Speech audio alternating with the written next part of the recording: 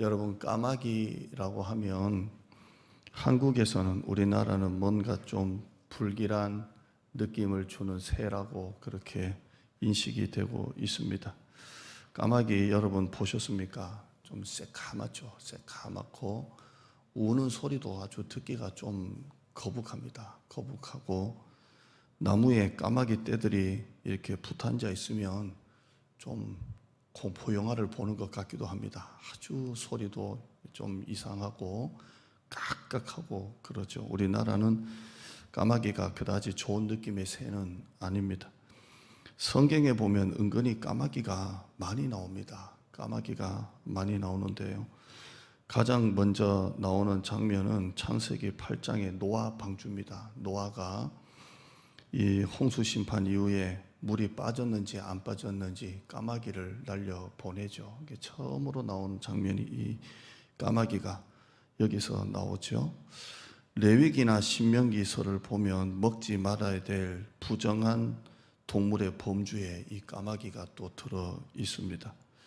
욥기서에 보면 볼품없고 미개한 것에 묘사할 때 까마귀가 나옵니다. 그다지 긍정적으로 까마귀가 나오지는 않습니다. 산상순을 보면 예수님께서 공중에 나는 새를 보라, 모으지도 않고 또 거두지도 않고 심지도 않는데 저 새는 내가 기른다라고 했는데, 학자들이 그 공중에 나는 새가 뭘까라고 할 때 까마귀이지 않을까 그렇게 본다고도 합니다. 오늘 본문에도 까마귀가 등장하죠. 이 까마귀가 엘리야에게 아침 저녁마다 먹을 것을 물어다 줍니다. 참 희한하게도 아침 저녁마다 엘리야에게 먹을 것을 물어다 주는 통로로 하나님이 까마귀를 쓰십니다. 그래서 오늘 설교 제목이 까마귀입니다. 할렐루야. 무슨 송구 여신 예배 첫 설교 제목이 까마귀가 나오는데요. 오늘 본문 배경은 이렇습니다. 북쪽 왕들이 나오는데 19명입니다. 다 악한 왕입니다. 모든 북쪽의 왕들이 하나같이 다 악하지요. 한 명도 선한 왕이 없습니다. 그 중에 이 아합 왕, 이스라엘의 7대 왕인데 악한 왕 중에 악한 왕입니다. 아주 악한 왕입니다. 왕도 악하고 그 부인 왕비 이세벨도 다 악합니다. 이 시집 안에 이런 사람 없는데, 이세벨 아주 악한 왕입니다. 여자죠. 왕도 왕비도 이러니까 온 나라가 우상에 빠집니다. 이럴 때 하나님이 선지자를 보내십니다. 그 선지자가 누굽니까? 엘리야입니다. 하나님이 엘리야를 보내셔 이 아합에게 하나님의 진노의 메시지를 선포하게 합니다. 그 진노의 메시지가 뭡니까? 1절 한번 보실까요? 하나님이 이 악한 아합 왕에게 엘리야를 보내서 진노한 이 심판을 말하는데요. 1절 읽어보시죠. 시작. 길르앗에 우거하는 자 중에 디셉 사람 엘리야가 아합에게 말하되 내가 섬기는 이스라엘의 하나님 여호와께서 살아계심을 두고 맹세하노니 내 말이 없으면 수년 동안 비도 이슬도 있지 아니하리라 하니라. 중동에 비가 안 옵니다. 그런데 한 번씩 그래도 비가 푹푹 내립니다. 제가 이스라엘 갔을 때 그러더라고요. 그 선교사님이 가이드를 했는데 올해 처음 비 왔다 그러더라고요. 그때가 11월 달일로 알고 있는데요. 그래서 우리는 그냥 창밖에 비가 온다 이렇게 보는데 그 선교사님은 비가 옵니다. 우리는 비가 오는데 그분은 처음 비가 오니까 비가 옵니다. 우리는 그냥 오고 그래요. 비가 잘 안 옵니다. 그런데도 한 번 오니까 엄청 오더라고요. 엄청 와요. 그런데 오늘 이 엘리야는 하나님의 말씀이 없으면 비도 안 오고 이슬도 없다 그래요. 이스라엘은 비는 잘 안 와도 헐몬산이라고 있습니다. 높은 헐몬산이 있는데 그 산을 통해서 내리는 이슬이 있어요. 이슬. 그래서 그 이슬이 비처럼 많이 와서 그걸로 농사를 짓는데 이 엘리야는 저주를 내리면서 비도 안 오고 이슬도 없을 것이다 그렇게 말합니다. 하나님은 아합이 엘리야를 죽일 줄 알기 때문에 이 메시지를 선포하게 한 후에 그리시네가로 피신을 시킵니다. 이 메시지를 전하고 너는 그리시네가로 숨으라 이렇게 합니다. 그리 시내가는 그 위치를 지금도 아무도 모릅니다. 도대체 이 그리 시내가가 어디 있을까? 요단강 줄기 어디쯤이지 않을까 추측만 하는데 깊은 계곡이죠. 산입니다. 사람이 쉽게 찾을 수 있는 데가 아닙니다. 엘리야가 아합을 피해서 이 그리 시내가로 숨어 들어갑니다. 여러분, 엘리야가 아합을 피해서 도망간 세월이 3년 6개월입니다. 3년 6개월 동안 두 군데에서 머물렀죠. 하나는 그리 시내가, 하나는 사르밧 과부집에서 머물렀습니다. 3년 6개월 동안 있었기 때문에 여기에서 얼마 있었고 여기에서 얼마 있었는지는 잘 모르겠어요. 그런데 적어도 이 그리 시내가에서 6개월 아니면 1년은 있었지 않을까 그렇게 생각을 합니다. 그렇다면 엘리야는 최소 6개월에서 또 최대 1년까지 또 물이 얼만큼 지나서 말랐을지는 모르겠지만 이 그리 시내가에 혼자 숨어 있었습니다. 하나님은 엘리야를 그리 시내가로 보내시면서 이렇게 말씀하시죠. 3절 한번 보실까요? 3절 4절입니다. 시작. 너는 여기서 떠나 동쪽으로 가서 요단 앞 그리 시내가에 숨고 시냇물을 마시라. 내가 까마귀들에게 명령하여 거기서 너를 먹이게 하리라. 이렇게 말씀하고 있습니다. 그리 시내가에 숨어 있어라. 숨어 있는데 물은 뭘 먹으라고요? 시냇물을 마셔라. 먹을 물은 걱정하지 말고 시냇물을 마시고, 먹을 것은 내가 까마귀들에게 명령하여 너를 먹이겠다 이렇게 말씀합니다. 물은 그걸 먹고 먹을 거는 까마귀가 너에게 먹을 것을 주리라 이렇게 말씀하죠.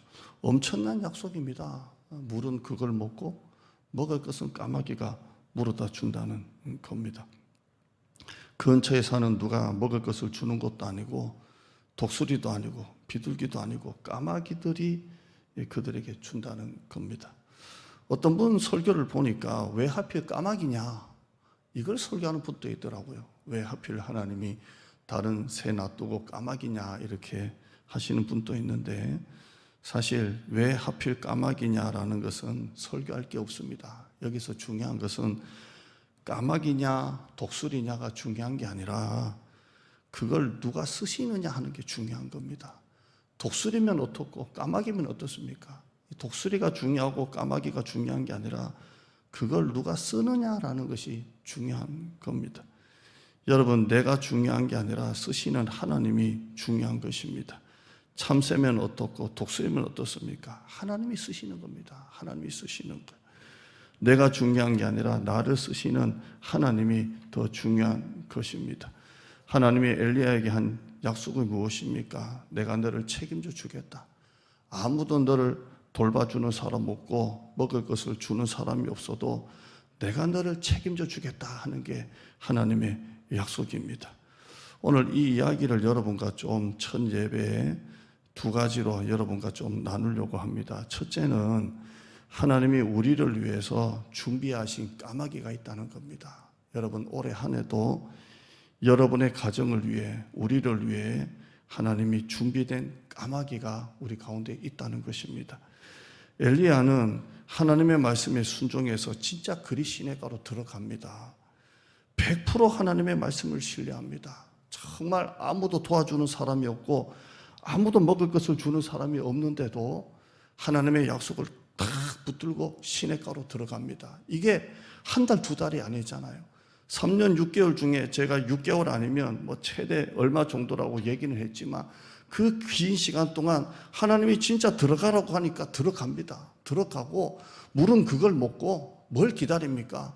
하나님이 주시겠다고 하시는 그 까마귀를 기다리면서 들어갑니다. 100% 하나님의 말씀을 신뢰합니다. 여러분, 우리가 왜 실패합니까? 우리가 왜 낙심합니까? 사는 게 힘들어서가 아니라 하나님의 말씀을 우리가 100% 신뢰하지 못해서 그래요. 엘리야는 100% 하나님의 말씀을 신뢰하고 그리 시내가로 들어갑니다. 그리 시내가에서 정말 무슨 일이 일어납니까? 기가 막힙니다. 까마귀가 아침과 저녁이 되면 기가 막히게 먹을 것을 물어다 줍니다.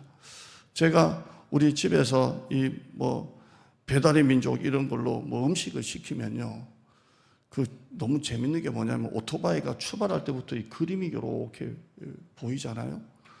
모르세요? 이렇게 저는 쿠팡으로 시켜 먹는데 오토바이가 이렇게 출발해 가지고 이렇게 뭐 15분 후 도착, 10분 후 도착 이렇게 와요. 결국에는 이제 여기까지 와요. 와가지고는 못 찾아요. 이 주소를 입력을 하면 이게 이제 옛날에 우리 교회가 정문이 여기 후문이 우리 정문으로 돼 있어 가지고 오토바이가 꼭 어디로 오냐면 교육관으로 오는 게 아니고 우리 교회 여기 후문에서 오토바이가 뱅뱅뱅뱅뱅뱅 너무 재밌어요. 이거 언제 찾나만 뱅뱅뱅뱅뱅 돌아요. 하다가 전화가 와요. 도대체 어디예요? 그러면 오토바이 동선이 보이니까 아이고 요렇게 돌아서 요렇게 오라고. 그럼 오토바이가 또 움직입니다. 따따따따따따따. 몰라요?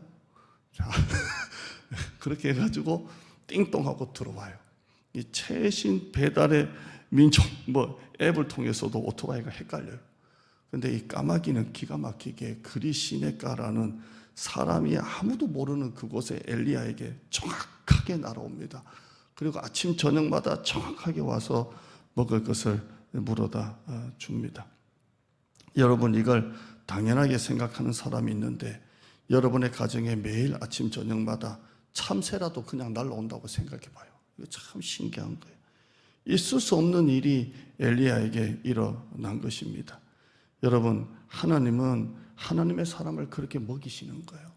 하나님은 하나님의 사람을 그렇게 책임져 주시는 겁니다.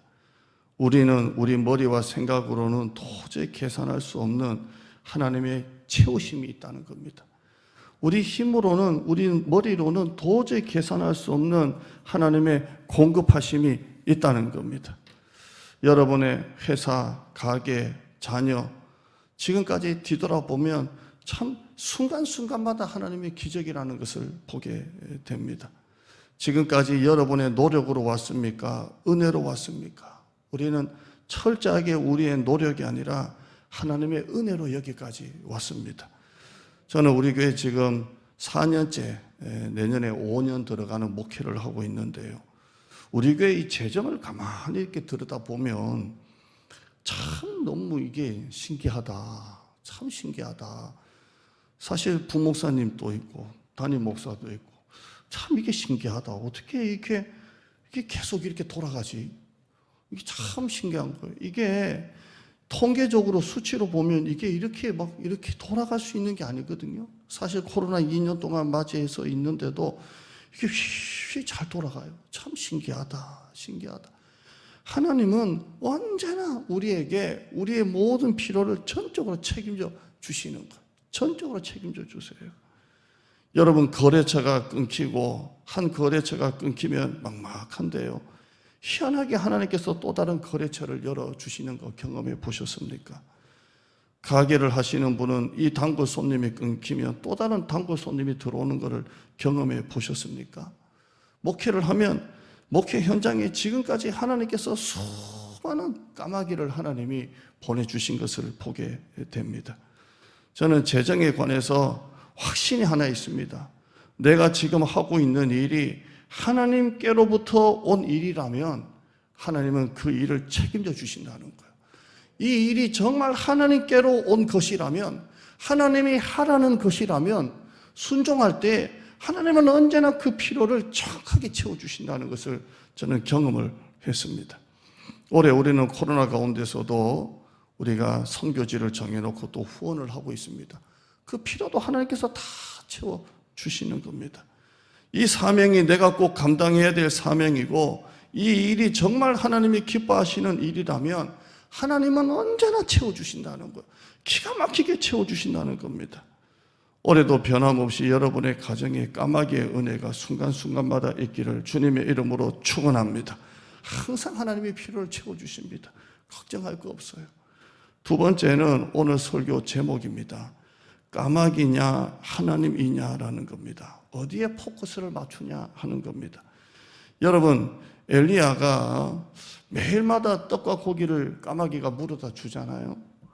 그러면 엘리야가 어디에다가 자꾸 초점을 맞췄을까요? 자, 처음에는 까마귀가 이렇게 날라옵니다. 참 기가 막히죠. 아침에도 까마귀가 떡과 고기를 갖다 주고 저녁에도 떡과 고기를 갖다 주잖아요. 그러니까 처음에는 까마귀를 보면서 참 하나님 감사하다, 하나님 감사하다 그랬는데 하루 이틀 한 달, 두 달 지나고 난 다음에 엘리야의 시선이 어디로 자꾸 갈까요? 까마귀에 먹을 것을 모르다 주는 까마귀에 갈까요? 그 까마귀를 보내주시는 하나님께 시선이 갈 것 같나요? 여러분이 한번 생각해 보자는 거죠. 여러분, 우리가 포커스를 맞출 때 까마귀, 우리 가정에 먹을 것을 주는 까마귀에게 포커스를 맞춰야 됩니까? 그 까마귀를 보내주시는 하나님께 포커스를 맞춰야 됩니까? 정말 여러분이 한번 현실적으로 믿음으로 한번 다 혼합해서 한번 대답해 봐요. 매일마다 떡과 고기를 물어다 주는 저 까마귀, 너무 고마운 까마귀, 아니면 그 까마귀를 통해서 내 필요를 채워주시는 하나님, 어디에다가 초점을 맞춰야 됩니까? 여러분, 대답을 보면 다 하나님께 포커스를 맞춰야 된다고 그렇게 말합니다. 근데 사실 여러분은 어디에다가 포커스를 맞추고 있냐는 거예요. 처음에는 까마귀가 음식을 물고 오는 모습을 볼 때 너무 신기합니다. 야, 까마귀가 어떻게 나한테 날라오지? 날라오지? 그리고 그 까마귀를 보내시는 하나님께 모든 시선이 갑니다. 하나님 감사합니다. 감사합니다. 그렇게 돼요. 그런데 한 달, 두 달 반복이 되면 하나님을 향한 시선이 까마귀로 가는 거예요. 야, 까마귀가 고맙다. 하나님이 아니라 까마귀로 가는 거예요. 여러분, 예를 들어서 정말 젊은 청년들이 직장에 들어가려고 막 그렇게 여기저기 이력서를 내는데 정말 힘들게 그 직장에 들어갔어요. 처음에 들어갈 때는 어디에다가 포커스를 맞추나요? 야, 이 직장에 들어가게 하신 하나님께 포커스를 맞추는 거예요. 하나님 감사합니다. 내가 이 직장에 하나님 들어갈 수 있도록 기도를 응답해 주신 거 감사합니다. 초점을 맞춰. 그런데 직장 생활을 한 달, 두 달, 1년, 2년이 지나가면 그 직장에 들어가게 하신 하나님께 초점을 맞춥니까? 그 회사에다가 초점을 맞춥니까? 회사에다가 초점을 맞추기 시작하는 겁니다. 오늘 본문에는 그런 내용이 없지만 까마귀가 하루 안 온다든가 아니면 이틀에 한 번 온다든가 아니면 3일에 한 번 안 오면 까마귀를 보는 거예요. 야, 이러다가 까마귀가 안 오면 어떡하지? 까마귀가 안 오면 어떡하지? 어느 순간부터 까마귀를 보내신 하나님을 묵상하는 게 아니라 까마귀에게 초점을 묵상하게 된다는 겁니다. 사랑하는 여러분, 마귀는 어느 순간부터 까마귀라는 존재가 더 커 보이고 그 까마귀가 나를 먹여 살린다고 착각하게 만들게 됩니다. 까마귀가 주인공입니까? 하나님이 주인공입니까? 어제 온 까마귀가 없으면 내일 까마귀가 없는 겁니까? 하나님은 이 까마귀가 없으면 다른 까마귀를 보내시는 하나님이십니다. 여러분이 지금 실망하고 좌절하고 내 인생이 불행하고 비참해하는 이유가 무엇입니까? 하나님이 아니라 까마귀에게 자꾸 포커스를 맞추기 때문에 그렇습니다. 저는 목회하면서 제로에서 건축도 해보고 땅도 한 680평 사봤어요. 근데 목회를 해보니까 그러더라고요. 하실 것 같은 분이 안 하고 안 하실 것 같은 분이 하고요. 참 그게 참 희한하더라고요. 할 만한 분은 안 하시고 할 만한 분이 안 하시는 분이 하더라고요. 제가 그때 깨달은 게 뭐냐면 내가 자꾸 까마귀에 초점을 맞추고 이 까마귀가 안 도와주나 저 까마귀가 안 도와주나. 여러분, 내가 정한 까마귀가 아니라 하나님이 보내시는 까마귀가 있어요. 이건 내가 정한 까마귀가 아니라 하나님이 보내주시는 까마귀가 있습니다. 까마귀에 집중하지 말고 까마귀를 보내시는 하나님께 집중하셔야 돼요. 제가 새해 첫 설교를 이 말씀을 여러분에게 드리는 겁니다. 올해 한 해도 여러분 여러 가지 일들이 우리 가운데 있을 겁니다. 목회도 마찬가지입니다. 까마귀에 포커스를 맞추지 마시고 까마귀를 보내주시는 하나님께 포커스를 맞춰야 여러분이 실망하지가 않는 것입니다. 사는 게 힘들어서가 아닙니다. 일이 안 풀려서가 아닙니다. 여러분의 포커스를 까마귀가 아니라 하나님께 시선을 딱 고정을 시켜야 됩니다. 여러분, 올해 한 해 하나님께 포커스를 맞추고 나가는 여러분 되시기를 주님의 이름으로 축원합니다. 그래야 승리하는 겁니다. 저도 목회를 하면서 자꾸 사람 볼 때가 있습니다. 저분이 없으면 안 되겠지. 저분이 있어야 되겠지. 뭐 이렇게 볼 때가 있습니다. 그러나 철저하게 우리의 모든 것을 채워주시는 분은 하나님이십니다. 여러분 가정의 모든 포커스를 까마귀가 아니라 하나님께 고정시키는 여러분 되시기를 축원합니다.